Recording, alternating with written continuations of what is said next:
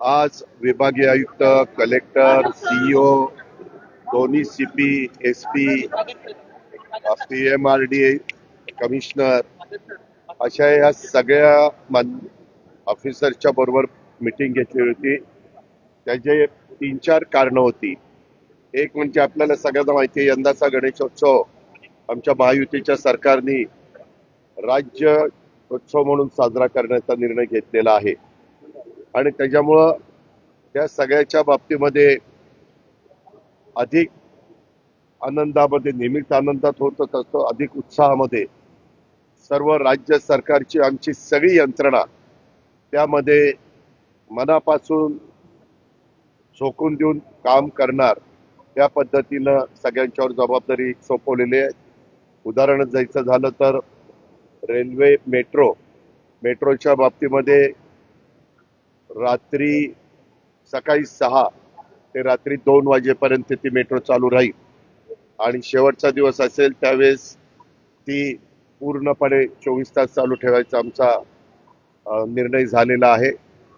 हे सगळं करत असताना त्यामध्ये मेट्रोच्या वतीनं साधारण मानाचे गणपती नागरिक ज्यावेळेस बघायला जातील त्यावेळेस कुठल्या स्टेशनला त्यांनी चढावं आणि कुठं उतरावं आणि उतरल्यानंतर कसं त्यांना त्या गणपती पाहता येतील अशाही प्रकारचं आम्ही मीडियामध्ये पण देणार आहोत आणि आत्ताच त्याच्याबद्दलची चर्चा झाली.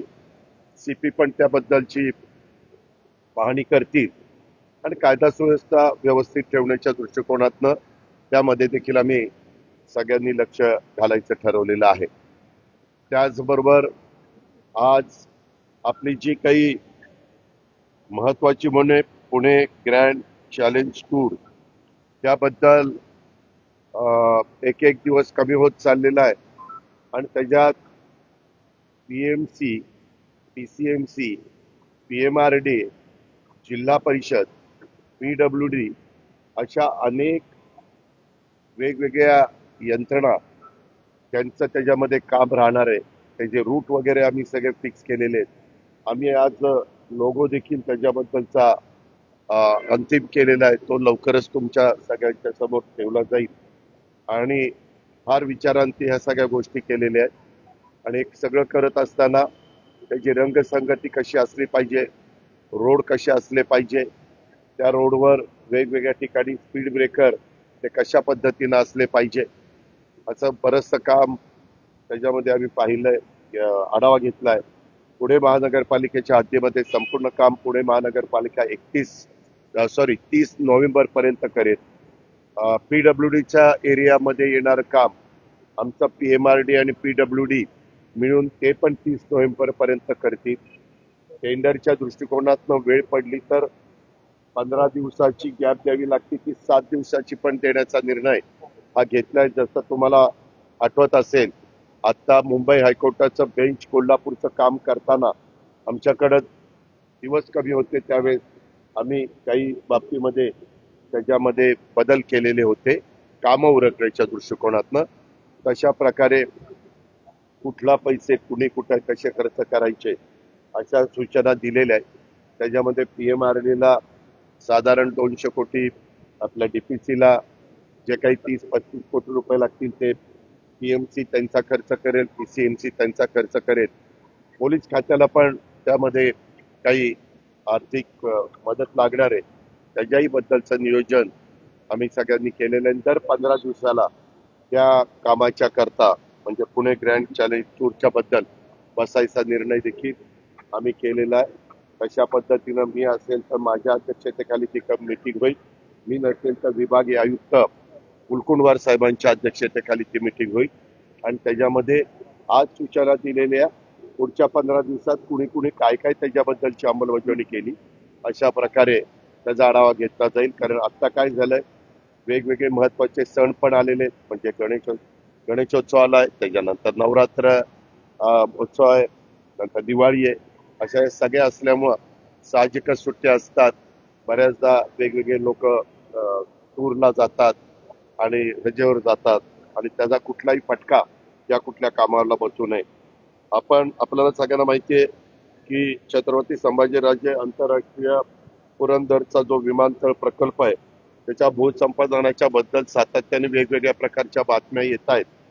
परंतु राज्य सरकारने आता हा विमानतळ करण्याचा निर्णय घेतलेला आहे आणि पुरंदर तालुक्यातील वनपुरी, उदाच उदाचेवाडी, कुंभारवळण, एकतपूर, पारगाव, मुंजवडी, खानवडी या गावांच्या मधील एकूण साधारण 1285 हेक्टर जमीन म्हणजे जवळपास 3100 वर काही येईल, 3200 धरा, 3200 एकर जमीन, 32 एकर जमीन आम्ही त्याच्या संदर्भामध्ये 25 ऑगस्टला भूसंपादनाच्या साठी संमतीपत्र सादर करण्याच्या करता आमचे जिल्हाधिकारी त्यांच्या बाकीच्या यंत्रणेला सूचना देऊन त्याची अंमलबजावणी त्या संदर्भातली सुरू करतील. आणि जे काम बरेच दिवस लांबलेलं होतं त्याला आज पण लोकांचा काहींचा विरोध आहे, परंतु जेवढा चर्चेच्या माध्यमातून तो विरोध कमी करण्याच्या बद्दलचा प्रयत्न प्रशासनाला करता येईल तशा प्रकारचा प्रयत्न आमच्या जिल्हाधिकारी आणि त्यांच्या सगळ्या टीमनी केलेला आहे. काही काही तिथले संबंधित ज्यांच्या जमिनी जाणार होते त्यांनी वेगवेगळ्या राजकीय नेत्यांना भेटत होते, वेगवेगळ्या राजकीय पक्षांना भेटत होते. त्यांनी पण काहींनी मुख्यमंत्र्यांशी संपर्क साधला, काहींनी माझ्याशी संपर्क साधला आणि आम्ही त्याच्यामध्ये शेवटी त्यांना सांगितलं की बाबांनो, खऱ्या अर्थाने पुणे, पिंपरी चिंचवड आणि कोल्हापूर, सातारा, सांगली, सोलापूर या सगळ्या भागाला जरा मुंबई व्यतिरिक्त, नवी मुंबई व्यतिरिक्त एक आंतरराष्ट्रीय विमानतळाची गरज आहे. ज्या पद्धतीनं आपल्या इथली प्रवाशांची संख्या वाढती ते बघता आपल्याला हे करणं गरजेचं आहे. आम्हाला कळतंय की तुमपूर या सगळ्या भागाला जरा मुंबई व्यतिरिक्त, नवी मुंबई व्यतिरिक्त एक आंतरराष्ट्रीय विमानतळाची गरज आहे. ज्या पद्धतीनं आपल्या इथली प्रवाशांची संख्या वाढती ते बघता आपल्याला हे करणं गरजेचं आहे. आम्हाला कळतंय की तुम्हाला ते सहन होत नाही किंवा तुमच्या बापदाद्यांनी ठेवलेल्या जमिनी या द्याव्या लागतात. त्याच्यामध्ये आता जो काही 32 एकराचा आम्ही ऍक्विजिशन करतोय त्याच्यामध्ये कुठलंही गाव म्हणजे गावठाण हे त्याच्यामध्ये जात नाहीये.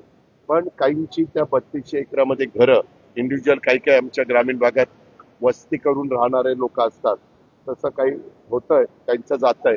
परंतु त्याला योग्य पद्धतीनं मोबदला देण्याच्या बद्दल आम्ही कारवाई करणार आहोत. या साधारण मला वाटतं या 2-3च होते. हा, 100 दिवसात ते आता नाही तो नंतर.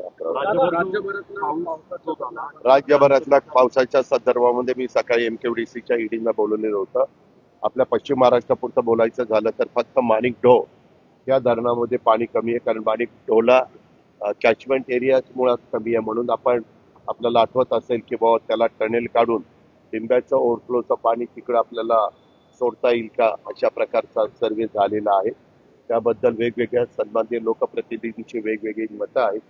त्याच्यातनं मार्ग काढायचा प्रयत्न आम्ही करतोय. पण बाकीची सगळी धरणं भरलेली आहेत. त्यामध्ये अतिशय बारकाईनं लक्ष ठेवून आम्ही आहोत. साधारण वर्ण धरणामध्ये येणारा येवा लक्षामध्ये घेतात तेवढाच येवा खाली आपण डिस्चार्ज हा धरणाचा सोडलेला आहे. काल मी विदर्भामध्ये नागपूरला होतो, तसंच वर्ध्यामध्ये होतो. तिकडचाही मी आढावा तिथं काल घेतला.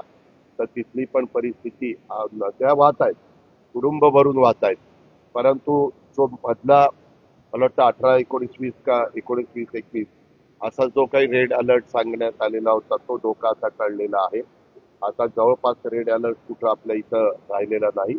फक्त घाट माथे जे आहेत ठराविक तिथं मात्र दर 3 तासांनी रिपोर्ट येत असताना कधी कधी लालसरपणा दाखवला जातो, परंतु पूर्णपणे परिस्थिती नियंत्रणामध्ये आहे.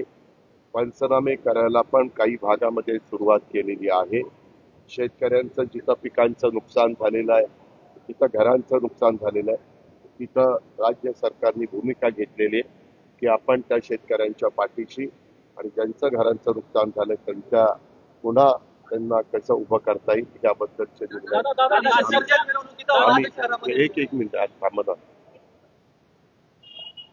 त्याच्यामध्ये आम्ही त्या सगळ्याची नियोजन केलेलं आहे. मुख्यमंत्र्यांचं पण त्या संदर्भात बारकाईनं लक्ष आहे. त्या पद्धतीनं आता कुठंही भीतीचं कारण हे राहिलेलं नाही. साधारण या पाऊस पडत्या काळामध्ये जिथं कुठं पाणी साठलंय तिथं पुढच्या वेळेस तशा पद्धतीची परिस्थिती विशेषतः तुमच्या माझ्या पुणे शहरात राहू नये म्हणून परवा दिवशी मी आणि मुख्यमंत्री असताना आपल्या पुणे कमिशनरनी काही प्रस्ताव दिलेला होता. त्याही गोष्टीला त्यांना पुढे जाण्याच्या करता सांगितलेलं आहे. त्याचबरोबर मला काही मंडळं आणि काही कार्यकर्ते हे भेटले की बाबा मानाचे 5 गणपती हे सकाळी जे उशीर करतात निघायला, मग आम्ही सकाळी 7ला निघतो, आम्हाला तुम्ही परवानगी द्या. वास्तविक आपल्याला सगळ्यांना माहिती आहे की लोकमान्य टिळकांनी सुरू केलेला हा सार्वजनिक गणेशोत्सव त्याला एक वेगळी परंपरा आहे. त्याच्यामध्ये दरवर्षी खूप मोठ्या प्रमाणावर गणेश भक्त या सगळ्या गणेशोत्सवामध्ये सहभागी होतात. राज्याने पण त्याला राज्योत्सव म्हणून मान्यता दिलेली आहे आणि त्यामुळं त्यांच्याशीच बोलून आता सीपी आणि बाकीचे सगळे आम्ही अधिकारी बसलेलो होतो की कुठल्याही प्रकारे त्याच्यामध्ये मतभेद राहणार नाही आणि मानाच्या गणपतींचा मान तसा ठेवूनच त्यांना जेवढं सकाळी आपल्याला चर्चा करून काढता येईल. मला आठवतंय मी मागे पालकमंत्री असताना 2006-07ला पूर्वी 12ला निघायचे ते आपण 10ला आणलेले होते. त्याच्या आधी पण त्यांच्याशी चर्चा करून 9 वाजता निघता येईल का अशाही प्रकारचा आपण प्रयत्न करतोय. त्याच्यामध्ये वेगवेगळ्या गणेश मंडळांनी किती ढोल लेझिम म्हणजे जे काही पथकं आहेत ती पथकाची संख्या असावी. मानाच्या गणपतींना देखील काही चर्चा सीपी करतायत. सकारात्मक चर्चा होतीये. एक झालं त्याच्यातल्या काहींनी स्वतःच काही काल डिक्लेअर केलं. मी त्यांना आवाहन केलं की असं परस्पर काही तुम्ही डिक्लेअर करू नका. शेवटी हा राज्योत्सव आहे आणि सगळ्यांचंच एकमेकाला सहकार्य पाहिजे. त्याच्यात पोलीस यंत्रणेवर पण ताण येतो आणि त्याच्यामुळं आपण सगळ्यांनी सहकार्य केलं पाहिजे. तर ते म्हणले की ठीक आहे आम्ही त्याच्यामध्ये समंजस भूमिका घेऊ आणि ह्याच्यामध्ये वाद राहणार नाही त्याबद्दलची काळजी आणि खबरदारी ही आम्हा लोकांच्याकडनं घेतली जाते. नाशिकच्या पालकमंत्री पदासाठी भुजबळांच्या नावाला शिवसेनेच्या सुहास गांधींनी विरोध केलाय आणि 7 आमदार राष्ट्रवादी तुम्ही एक मिनिट किती आमदार आपण ऐका आपण काही काळजी करू नका. तुम्ही पत्रकार मित्रांनी तर आता इथून पुढे तो प्रश्न पण विचारू नका. ज्यावेळेस आमच्या राज्याच्या मुख्यमंत्र्यांना वाटेल की आता आपण नाशिकचं आणि रायगडचं पालकमंत्रीपद जाहीर करावं हा त्यांचा अधिकार आहे. तुमचा पण नाही माझा पण नाही. आता काही वेगवेगळे मान्यवर काही ना काही वेगळ्या बातम्या देतात. तुम्हालाही बातम्याच पाहिजे असतात. लगेच तुम्ही हा दादा असं म्हणाला, तुमचं काय मत आहे? माझं मत स्पष्ट आहे. राज्याच्या प्रमुखांचा अधिकार आहे कुणाला मंत्रिमंडळ द्यायचं, कुणाला डिपार्टमेंट कुठली द्यायची, कुणाला कुठलं पालकमंत्रीपद द्यायचं. आजपर्यंत कुठल्याही परिस्थितीमध्ये नाशिक आणि रायगड या दोन्ही जिल्ह्यामध्ये कुठलीही अडचण आम्ही आमच्या महायुतीच्या सरकारने आमच्या मुख्यमंत्र्यांनी आम्ही कुणी घेऊन दिलेली नाही. व्यवस्थितपणे तिथली सगळी कामं चाललेली आहेत. व्यवस्थितपणे ध्वजारोहणचा कार्यक्रम जो व्हायचा असतो तो पण 1 मेला, 26 जानेवारीला, 15 ऑगस्टला हे व्यवस्थितपणे होत आहे. आपण पण ते सगळं दाखवताय. प्रत्येकाला मत असतं ते आपले मत व्यक्त करतात. परंतु ते मत व्यक्त जरी केलं तर अंतिम निर्णय हा मुख्यमंत्री महोदयांचा आहे. त्याच्यावर कुणाचे 7 आहेत, कुणाचे 5 आहेत आणि कुणाचे 1 आहेत. कुणाला काही विचारण्याचं कारण नाही. हा पहिल्यापासून हा राज्याचे जे प्रमुख असतात त्यांचा अधिकार असतो आणि ते त्या अधिकाराचा योग्य पद्धतीनं वापर करतात. सनदी अधिकाऱ्यांच्या संदर्भात एक प्रश्न आहे. सनदी अधिकाऱ्यांचे जे परदेश दौरे होतात त्यावरती आता चाप बसणार आहे. मुख्यमंत्र्यांना किंवा त्या संबंधित मंत्र्यांना सगळे कागदपत्र किंवा सगळी माहिती देऊनच परदेश दौऱ्यावर जावा अशा आदेश आता मुख्यमंत्र्यांनी दिले. खूप चांगली गोष्ट केली. नरेंद्र दादा, दाभोळकर यवतमाळमध्ये यांच्या हत्येच्या या सगळ्या दादा, प्रकरणात मुख्य यवतमाळमध्ये सूत्रधारापर्यंत समीर अन्सारी नावाचा अधिक एक व्यक्ती आहे, त्याला तुमच्या पक्षात त्याच्यावर वाळू चोरीचे गुन्हे दाखल आहेत आणि त्याला तुमच्या त्याची पक्षात कालच हकालपट्टी केली. नरेंद्र दाभोळकरांच्या संदर्भात एक प्रश्न आहे दादा, की त्यांची मुलाला इतक्या वर्ष झाली अजूनही घेताना माहिती नव्हतं, नंतर माहिती मिळाली, काल मला समजली, कालच्या काल सांगितलं काल दो. जालन्यामध्ये एका डीवायएसपीने एका आंदोलकाला लाच मारल्याचं गुन्हे समोर येतोय. रस्त्यावर लाच मारलेली आहे पाठीमागे, त्यावर काय कारवाई होणार आहे? त्यामध्ये जे काही आमच्या पोलिसांचे नियमावली ठरलेली आहे त्या पद्धतीनं कार्यवाही होईल. वास्तविक असं कधी कुणावरही लाथ मारायची नसते, कायदा कुणी हातात घ्यायचा नसतो. कायदाची अंमलबजावणी करण्याची जबाबदारी ज्या यंत्रणेची असती त्या यंत्रणेने पण माणुसकीला धरून काम केलं पाहिजे अशी आमच्या सरकारची भूमिका आहे. आता वाहतूक कोंडीच्या संदर्भात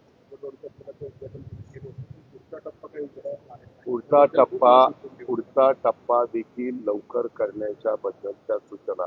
काय होतं यावेळेस पावसामुळं गर्दीमुळं सगळीकडे ट्रॅफिक जास्त काही थांबवता येत नाही. आम्ही जसं जसं एक एक फ्लायओव्हर क्लिअर होत आहेत तसं तसं उद्घाटन त्या ठिकाणी घेतोय आणि लोकांना त्रास कसा कमी होईल ते प्रयत्न आम्ही करतोय. आज पण जिथं मेट्रो म्हणजे टाटाकडे दिलेलं हिंजवडी टू शिवाजीनगर काम असेल किंवा आपलं हर्डीकर बघतात ते काम असेल, त्या दोघांना म्हणजे मसेंदा आणि हर्डीकरांना पण सूचना केल्या की आपण त्या बाबतीमध्ये त्यांचा कुठं काही राडारोडा पडला असेल, डिवायडर पडले असेल, त्यांनी जागा जास्त व्यापली असेल तर ती ताबडतोब उद्याच्या 27 तारखेचे गणरायाचं आगमन व्हायच्या आत हे सगळं बाजूला करा. तिथं डागडुजी करायची असेल, खड्डे वगैरे पडले असतील तर ते पण बुजवून घ्या. अशा प्रकारच्या स्पष्ट सूचना आत्ताच्या मीटिंगमध्ये आम्ही जी मगापासून जी मीटिंग केली 9:30 ते 11:30 पर्यंत त्या 2 तासाच्या मीटिंगमध्ये त्या सगळ्या सूचना देण्यात आलेल्या आहेत.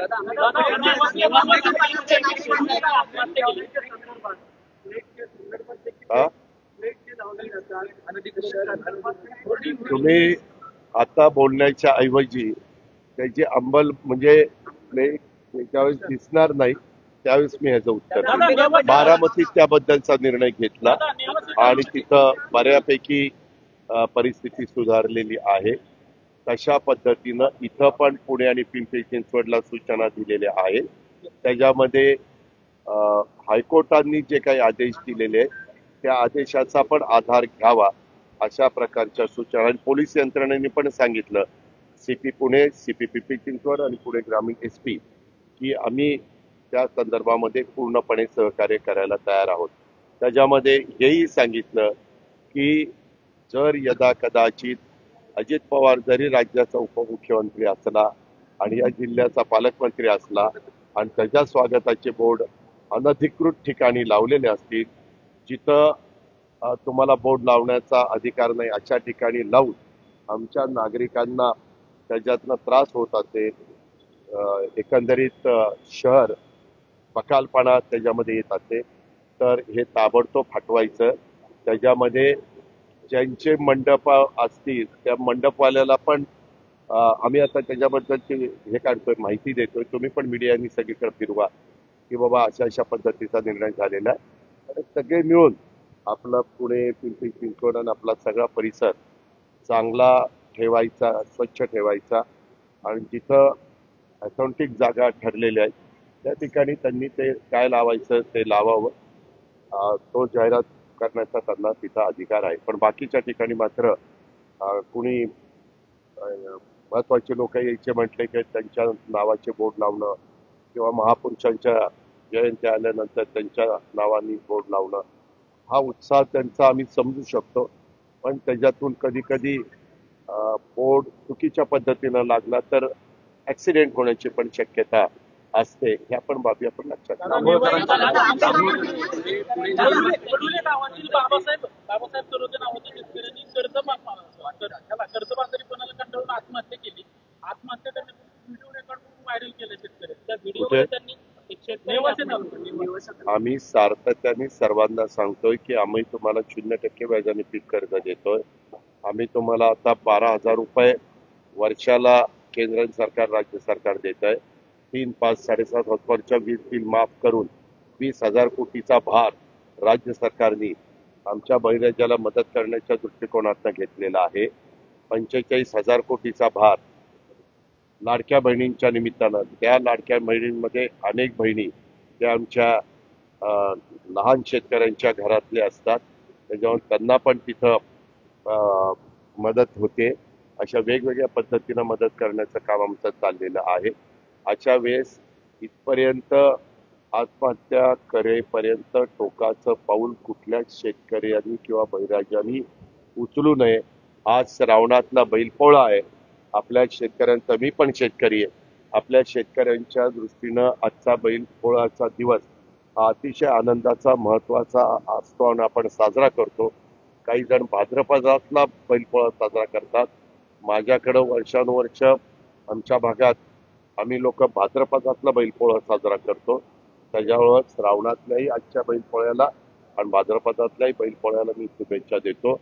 आणि आपण जी काही बाब सांगितलेली ती काय नक्की वस्तुस्थिती झाली तेही माहिती ही पोलीस यंत्रणेकडनं मी घेईन. पुणे जिल्ह्यातल्या 11 पर्यटन स्थळांवर आपण काही ऑनलाईन बुकिंग केलं आहे? आम्ही पर्यटनाचा एकंदरीत पुण्यामध्ये पर्यटन वाढण्याच्या दृष्टिकोनातनं काही कार्यक्रम हातामध्ये घेतलेले आहेत आणि त्या कार्यक्रमाला आम्ही सुरुवात केलेली आहे. तुम्हाला टप्प्याटप्प्याने त्याच्याबद्दलची सगळी माहिती मिळत राहील. धन्यवाद. आंबेगाव